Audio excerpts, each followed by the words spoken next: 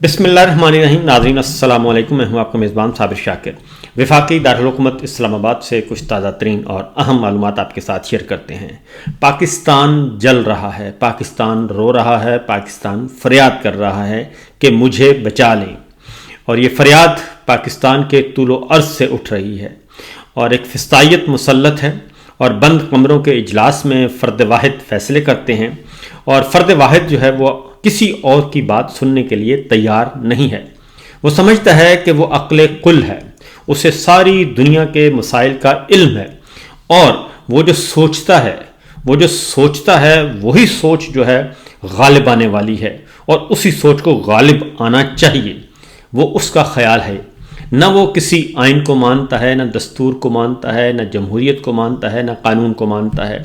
और न ही वो बुनियादी इंसानी हकूक़ को मानता है।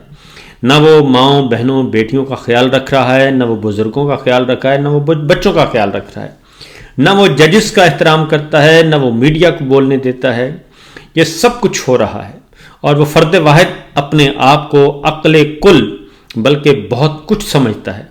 मेरा ख्याल है कि वक्त आ गया है कि उस अक्ल कुल को, उस फ़र्द वाहिद को समझाया जाए, क्योंकि वो समझने सोचने की सलाहियत से महरूम हो चुका है और उसे कुछ समझ नहीं आ रही और उसे कुछ पता नहीं ज़मीनी हक़ाइक़ का, और उसे नहीं पता कि रियासत कैसे चलती है, रियासत सलामत कैसे रहती है, रियासत आगे तरक्की कैसे करती है, उसे नहीं पता। उसे सिर्फ इतना पता है कि उसकी ज़ात को फ़ायदा पहुंचना चाहिए, उसकी ज़ात को आगे बढ़ना है, उसकी ज़ात को फ़ायदा पहुंचे, उसकी ज़ात ही सब कुछ है और उसकी ज़ात है तो पाकिस्तान है और उसकी ज़ात है तो सब कुछ है। तो मेरा ख्याल है कि उसे समझाना चाहिए और अगर वो नहीं समझता तो अब पाकिस्तान के अवाम को कह देना चाहिए कि पाकिस्तान के अवाम को, पाकिस्तान के ख़ास को, पाकिस्तान के सिस्टम को, उस फ़र्द वाहिद को कह देना चाहिए कि खुदा हाफिज़, अब आपका और रियासत पाकिस्तान का और पाकिस्तान के अवाम का, पाकिस्तान के दस्तूर का, पाकिस्तान की जमहूरियत का, पाकिस्तान के कानून का और पाकिस्तान के इदारों का आपके साथ चलना मुमकिन नहीं रहा। ये आवाज़ बुलंद करनी पड़ेगी, बबांगे दुहल कहना पड़ेगा, वरना पाकिस्तान जल रहा है, पाकिस्तान रो रहा है, पाकिस्तान फरियाद कर रहा है और पाकिस्तान ज़ख्मी है, पाकिस्तान से के जिस्म से खून रिस रहा है। और अगर आपने और मैंने अगर ये आवाज़ बुलंद ना की और अगर हम इस मौके पर खामोश रहे तो हम भी किसी ना किसी हद तक इस जुर्म के बराबर के शरीक तस्वुर किए जाएंगे। इसलिए रमज़ानुल मुबारक है, रमज़ानुल मुबारक में मैं बार बार कह रहा हूँ कि दुआ भी कीजिए, दवा भी कीजिए, ये बहुत ज़रूरी है। उसकी वजह है कि आज़ाद वतन और आज़ाद धरती बहुत मुश्किल से हासिल होती है, लेकिन इसे गंवाने में चंद लम्हे लगते हैं और हम ये काम कर चुके हैं और ये हमारे जर्नैल ये काम कर चुके हैं, हमारे बड़े सियासतदान ये काम कर चुके हैं, क्योंकि उनको नहीं अंदाज़ा एक वज़ारत उज़्मा की खातिर, एक अपनी ज़ात की खातिर कि मैंने बरकरार रहना है, मैंने जारी रहना है, मैंने सदर बनना है, इस बदले में बहुत कुछ हो चुका है और पाकिस्तान दो लख्त हो चुका है। इस वक्त सिचुएशन ये है कि बलूचिस्तान जाफर एक्सप्रेस का वाक़या हुआ और उसके बाद क्योंकि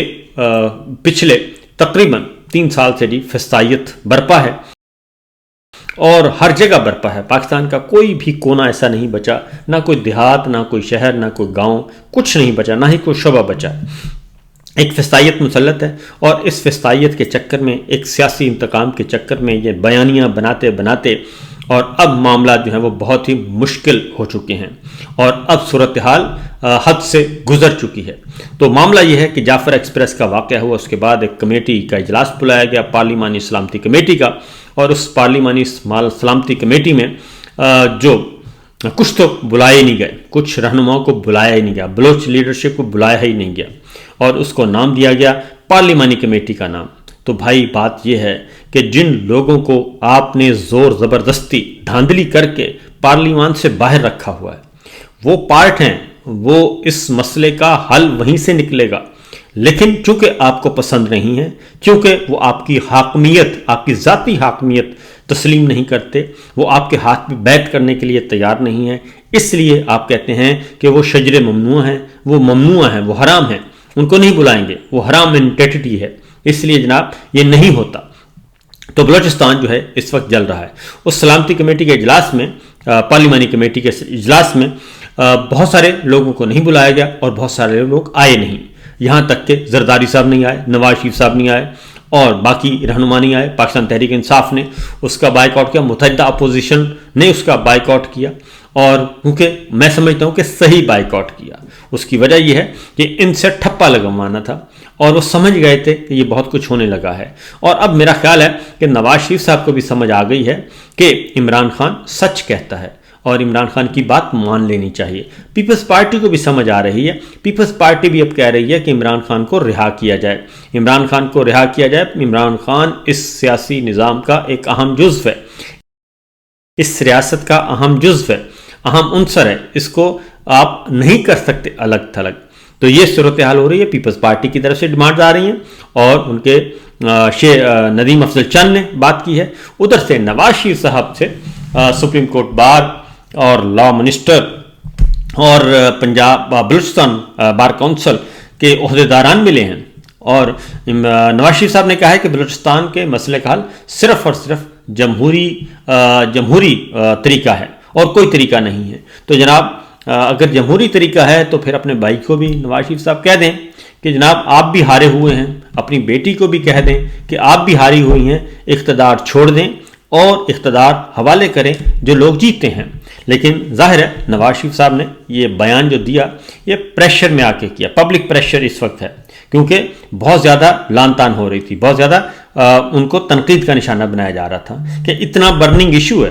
لیکن اس وقت ایجنڈا کیا چل رہا ہے کہ میری بیٹی وزیر اعظم بن جائے، اور ادھر سے چل رہا ہے کہ میرا بیٹا وزیر اعظم بن جائے۔ یہ بحث چل رہی ہے، یہ دوڑ ہو رہی ہے اور بوٹ پالش کی انتہا کی جا رہی ہے۔ تو لیکن جو اندر اچھی آوازیں ہیں وہ یہ کہہ رہی ہیں۔ کل ایک بار پھر ظاہر ہے سلامتی کمیٹی کے اجلاس میں پاکستان تحریک انصاف نہیں گئی، متحدہ اپوزیشن نہیں گئی، اچھا صدیق صاحب نہیں گئے، سردار اختر میگل صاحب نہیں گئے، اور جماعت اسلامی وہاں پہ موجود نہیں تھی، بہت سارے لوگ نہیں موجود تھے سوائے مولانا فضل الرحمان صاحب کے، اور کوئی نہیں گیا ادھر، اور کسی کو نہیں بلایا گیا، اور اس کا مقصد صرف یہی تھا کہ بلائیں گے، نشستن گفتن برخاستن اپنا حکم سنائیں گے، اور فرد واحد نے جو فیصلے کیے ہیں ان کو مسلط کرنے کی کوشش کی جائے گی، اور پھر وہاں پہ ہارڈ سٹیٹ کا تصور دیا گیا، اور ہارڈ سٹیٹ کا جو اب امپلیمنٹیشن شروع ہو گئی ہے۔ کل بلوچستان میں ایک احتجاج تھا اور اس احتجاج پہ گولیاں چلائی گئیں، اور بلوچستان پولیس نے یہ گولیاں چلائیں، اور وہاں پہ ڈمی حکومت ہے، سرفراز بگٹی صاحب جو ہیں وہ ڈمی ہیں، اور اس کے علاوہ کچھ نہیں، ہارے ہوئے لوگ ہیں، ہارے ہوئے لوگوں کو مسلط کیا گیا۔ اور مولانا فضل الرحمان صاحب کہتے ہیں کہ پورے کا پورا صوبہ بیچا گیا ہے، پیر صاحب پکاڑا کہتے ہیں صوبہ بیچا گیا، صوبے بیچے گئے ہیں، اور جاوید لطیف صاحب بھی کہتے ہیں کہ جناب ضلع بیچے گئے ہیں۔ تو یہ ساری چیزیں ریکارڈ پر موجود ہیں۔ تو ایمنسٹی انٹرنیشنل نے خبردار کیا ہے پاکستان کو، اور انہوں نے کہا ہے کہ بلوچستان میں بہت سارے لوگوں کو گرفتار کیا گیا ہے، اور بلوچستان کی صورتحال پہ انہوں نے بلوچستان کی صورتحال پہ بلوچ یکجہتی کمیٹی کو سپورٹ کیا ہے، اور انہوں نے کہا کہ ان کے مطالبات سننے چاہیے اور انسانی حقوق کی خلاف ورزیوں کا سلسلہ بند ہونا چاہیے، اور یہ سب کچھ کیا گیا۔ کل چونکہ ان میں فائرنگ کی گئی، ہلہ بولا گیا، سب کچھ ہوا، اور اس وقت سچویشن ایسی نہیں ہے، اس وقت زخموں پہ مرہم رکھنے کی بات ہے، لیکن زخموں پہ مرہم نہیں رکھا جا رہا، بلکہ زخموں پر رحم رکھنے کے بجائے اس میں مزید تیل چھڑکا جا رہا ہے۔ شاید اسی لیے نواز شریف صاحب کو بھی سمجھ آ گئی ہے کہ بادل ناخواستہ ہی صحیح، لیکن انہوں نے کہا کہ جمہوری طریقہ ہی اختیار کرنا چاہیے اور جمہوری اصولوں کی بنیاد پہ بلوچستان کا مسئلہ حل کیا جائے۔ اس کے بعد زلمے خلیل زاد جو کہ بہت ہی امپورٹنٹ آدمی ہیں ٹرمپ انتظامیہ کے، انہوں نے بھی اس بات پہ جو انسانی حقوق کی خلاف ورزیاں کی ہیں اس پہ وارن کیا، خبردار کیا ہے کہ یہ بڑے پیمانے پر ہو رہی ہیں، اور ان بنیادی انسانی حقوق کی خلاف ورزیوں کو روکنا چاہیے، نمبر 1۔ نمبر 2، عمران خان کو فری ہونا چاہیے، عمران خان کو رہا ہونا چاہیے، اور پاکستانی جو ہیں وہ اس سے بہتر کی ان کو بہتر کے حقدار ہیں، یہ اس فسطائی نظام کے حقدار نہیں ہیں۔ اور یہ انہوں نے ٹویٹ کیا ہے، اور ٹویٹ میں عمران خان کو اور پریزیڈنٹ ٹرمپ یعنی کہ امریکی صدر کو ٹیگ کیا ہے۔ تو اس کے بعد میرا خیال ہے کہ چیزیں سمجھ آ جانی چاہیے۔ میں کہتا ہوں کہ امریکہ، برطانیہ، Europe, Amnesty international, human rights, UN، یہ آئیں یا نہ آئیں، یہ مذمت کریں یا نہ کریں، ہمیں خود سوچنا ہے اور پاکستان کو بچانا ہے۔ میرا خیال ہے کہ پاکستان کو اگر نہیں بچائیں گے، اور وقت آ گیا ہے کہ ان کو کہا جائے جناب خدا حافظ، یہ معاملہ اس طرح نہیں چلتا۔ آگے بڑھتے ہیں۔ FIA نے کام کیا کر رہے ہیں؟ کام یہ کر رہے ہیں کہ جو بولتا ہے، جو سزا بلند کرتا ہے، جو تنقید کرتا ہے، جو اچھے کام کرنے کی تلقین کرتا ہے، اسے اٹھا لیا جاتا ہے۔ اور آسان طریقہ ہے کہ جناب ان کا تعلق پاکستان تحریک انصاف سے ہے۔ FIA نے تحریک انصاف کراچی ڈویژن کی انفارمیشن سیکرٹری فوزیہ صدیقی کو بھی گرفتار کر لیا ہے۔ اور کیا ہے جناب کہ بات ایک ہی معاملہ ہے کہ فرد واحد کی حاکمیت تسلیم کریں، یہ ممکن نہیں ہے۔ دوسری جانب نمبر 1 وزیر اعلیٰ خیبر پختونخوا علی امین گنڈا پور نے سلامتی کمیٹی کے اجلاس میں بھرپور طریقے سے سخت موقف اختیار کیا۔ اس کے بعد پیپلز پارٹی نے بھی فوجی آپریشن کی مخالفت کر دی، اور اس کے بعد مولانا فضل الرحمان صاحب نے بھی فوجی آپریشن کی مخالفت کر دی، اور انہوں نے کہا کہ اگر آپ انڈیا سے بات کر سکتے ہیں تو پھر آپ افغانستان سے کیوں نہیں بات کر سکتے، افغان حکومت کے ساتھ کیوں نہیں بات کرتے؟ اس میں مسئلہ کیا ہے، اس میں تکلیف کیا ہے؟ آپ جو آپ کا دشمن ملک، ڈکلیئرڈ دشمن ملک ہے، اس سے آپ بات کرنے کے لیے تیار ہیں، اس کے ساتھ آپ تجارت بھی کر رہے ہیں، سب کچھ کر رہے ہیں، لیکن بردر اسلامی ملک کے ساتھ آپ یہ کام کرنے کے لیے تیار نہیں ہیں۔ یہ سب کچھ اس لیے جناب کہ فائدہ پولیٹیکل کیا کہنا چاہیے کہ مفادات ہیں اور کچھ نہیں ہے، کہ جناب کسی نہ کسی طریقے سے کوئی نہ کوئی نیا آ جائے۔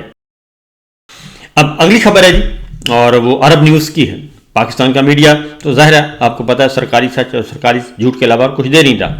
ایک پچھلے یعنی کہ جنرل صاحب کے زمانے میں عاصم منیر صاحب نے ایک SIFC بنائی ہوئی ہے، اور اس میں انویسٹمنٹ کے لیے، اور یہ خصوصی کونسل ہے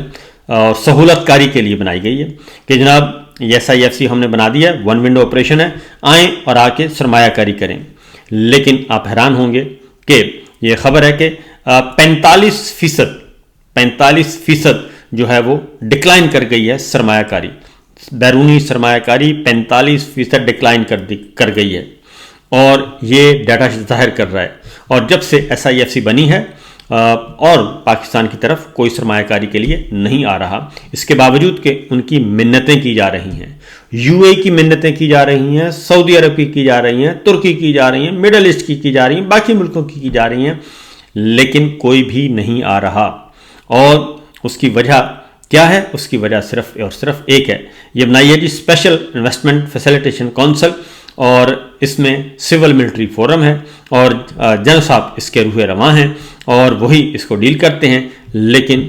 حیرت انگیز طور پہ اس میں انہوں نے کہا کہ جی مسلسل ڈکلائن کا شکار ہو رہی ہے، اور Pakistan total foreign direct investment جو انفلو ہے وہ فرسٹ 8 منتھ میں جون 24 سے فروری 25 تک جو ہے وہ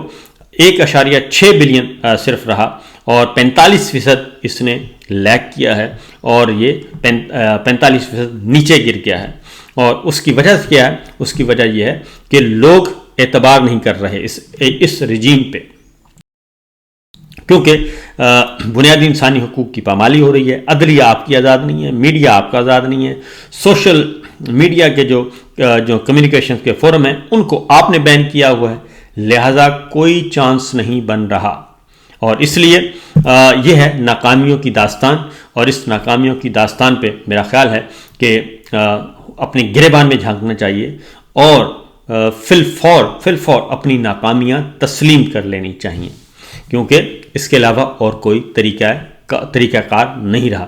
اور اس کی ریزن ہے کہ یہ جعلی نظام جو ہے وہ بن رہا ہے۔ ایک طرف آپ یوٹیلیٹی سٹورز کے 1700 ملازمین کو فارغ کر رہے ہیں، دوسری جانب آپ تعلیم کا شعبہ بند کر رہے ہیں، تعلیمی ادارے پرائیویٹائز کر رہے ہیں،